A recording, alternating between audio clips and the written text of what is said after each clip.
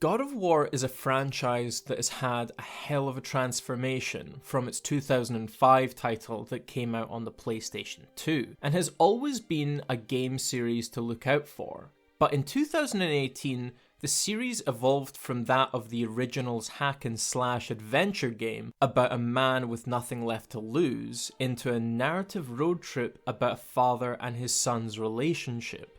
But how did we get here?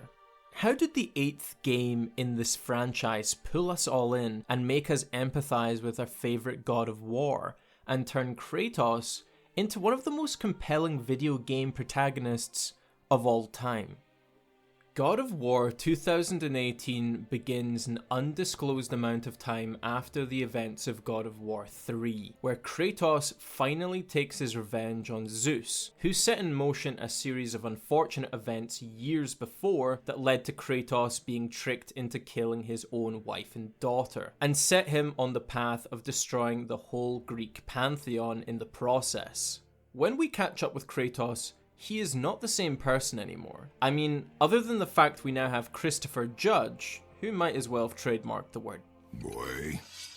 Kratos at the start of the game has just lost his second wife Faye and is left to raise their son Atreus. We see them both preparing the pyre for Faye and can see right away that Kratos keeps his son at arm's length, not showing any affection, and is hiding the literal scars of his past from his son. Kratos got what he wanted in the last game: revenge. And coming into this game, it's made clear right away that Kratos is ashamed of what he was responsible for, and that despite his victory against Zeus, he has been left broken and empty by the whole ordeal, only being held together in part by his relationship with Faye, who, in her final wish, asks Kratos and Atreus to take her ashes to the highest point in the 9 realms. As the story starts, we can see that Kratos is a lot more level-headed than previous games. That's not to say that he doesn't have a hell of an anger problem, because he definitely does, but the moments in the story when he lets his anger out are mostly all centered around when his son Atreus is in danger. Now, Kratos has always been tied to family throughout the God of War games. Hell, he spends most of them hunting down his father and half-brothers, all while wearing the ashes of his first wife and child that he still carries to symbolize his guilt.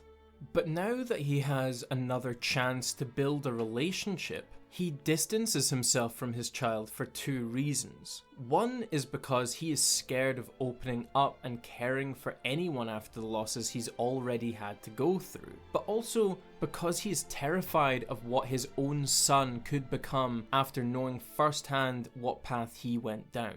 There are many times throughout the game where Kratos talks about Atreus becoming a man to make this journey, and it's quite evident that this was the way that Kratos was raised. He didn't have a father figure who showed him love, and rather was molded for war from a very young age. This comes across in Kratos' parenting at the start of the story, as he's constantly talking down to Atreus, telling him to be better, refuses to let his son hold the ashes of his mother to the mountain, and even calls him boy instead of using his name. He doesn't even tell Atreus the fact that he is part god until halfway through the game, and only does so because it's taking a toll on his son's health. This leads to Atreus becoming a little shit for a wee while, thinking that he's become superior due to his lineage, and ends up killing an unarmed Magni, one of Thor's sons, talking down to Sindri, one of the dwarves that's been helping you on your journey, and even attacking Kratos during a Baldur encounter. We then start to see Kratos talk to him as a father, disciplining him and trying to set him straight.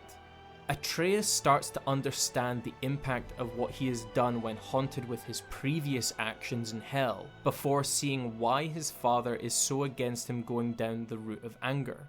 Atreus finally sees that Kratos killed his father, Zeus, when the shadows of the past start to manifest around Kratos.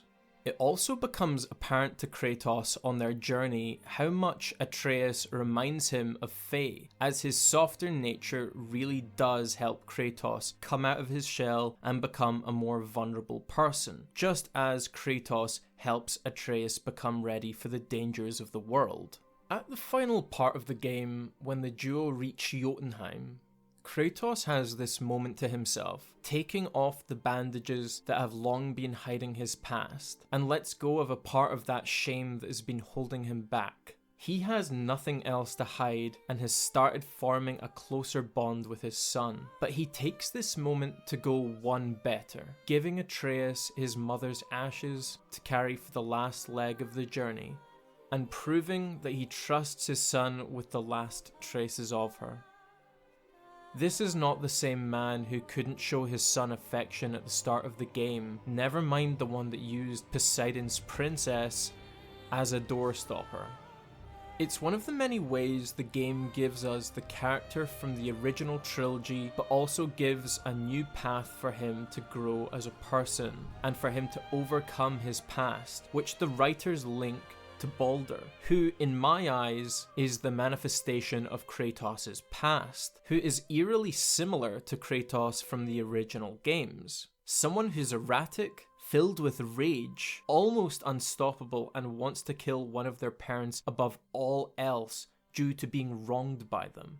Which is no mistake on the part of the writers, as to defeat him, Kratos has to learn how to become different from him and work with his son as a team. In the final confrontation, Kratos spares Baldur when his son talks him down, and only ends up killing him when Baldur can't let go of his hatred towards Freya, his mother, not out of hate, but rather to protect his friend.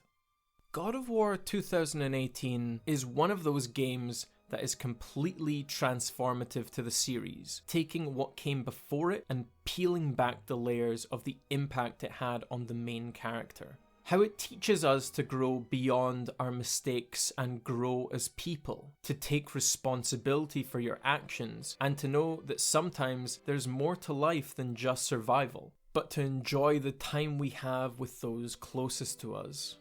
Each of us has our own Ragnarok waiting for us at the end of our own stories. As a great wizard once said, all you have to decide is what to do with the time that is given to you.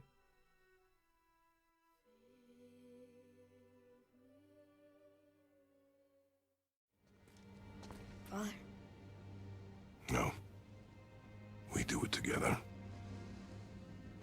Son.